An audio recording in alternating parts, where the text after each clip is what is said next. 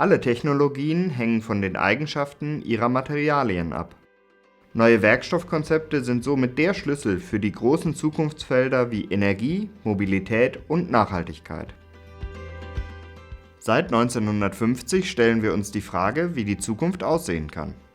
Darum forschen wir an Werkstoffen, ihrer Herstellung und Verarbeitung, von metallischen Pulvern bis hin zu fertigen Bauteilen. Die Pulverherstellung ist ein gutes Beispiel dafür, wie wir forschen. Hier kommen langjährige Erfahrung, eine gute Ausstattung und Forschungsgeist zusammen. Das macht es für mich so einzigartig und meine Arbeit so spannend. Ich arbeite mit der Herstellung von Pulvern am Anfang einer langen Kette von Prozessen und lege schon den Grundstein für die Eigenschaften des späteren Bauteils. An die Eigenschaften von Bauteilen werden stetig höhere Anforderungen gestellt. Um diesen Anforderungen gerecht zu werden, forschen wir im Bereich der additiven Fertigung. Additive Fertigung wird auch 3D-Druck genannt und meint das Anfertigen von Bauteilen, die durch schichtweise aufgetragenes Pulver entstehen. Ich beschäftige mich in zahlreichen interessanten Forschungs- und Kooperationsprojekten mit Fragen zum 3D-Druck von morgen. Damit können beispielsweise immer leichtere und komplexere Bauteile für Autos oder Flugzeuge hergestellt werden, die so auch CO2 einsparen.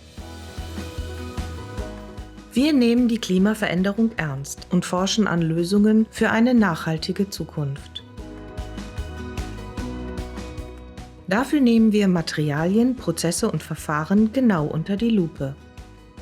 Von Restaurierung bis Zukunftstechnologie, von Reetdächern und Betonprüfung bis hin zu Forschungsfragen über Energie und Recycling. Wir wollen die Zukunft besser machen und fangen bei uns an. Werkstoffforschung und Herstellung verbrauchen viel Energie, denn durch Wärmebehandlung verändern wir die Eigenschaften der Materialien. Unser Ziel ist es, diese Prozesse für uns und für die industrielle Anwendung möglichst energieeffizient zu gestalten. Ein weiterer Fokus liegt auf neuen Energieträgern wie grünem Wasserstoff. Welche Materialien werden für Transport und Speicherung von Wasserstoff benötigt? Daran arbeiten wir. Dabei ist das Zusammenwirken von Technik, Mensch und Umwelt von entscheidender Bedeutung und wird uns und die internationale Forschungslandschaft in den nächsten Jahren immer weiter herausfordern.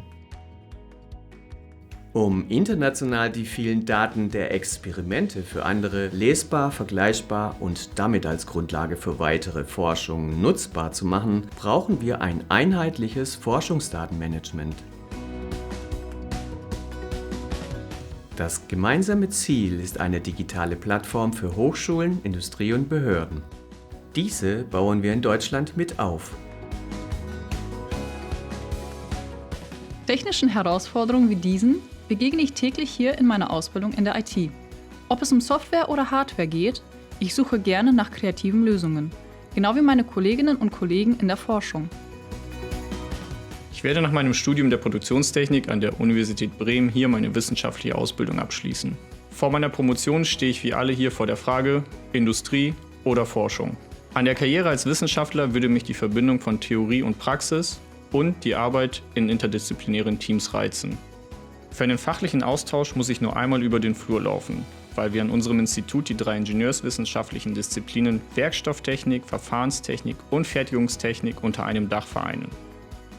Das alles sind wir, das Leibniz-Institut für werkstofforientierte Technologien, IWT.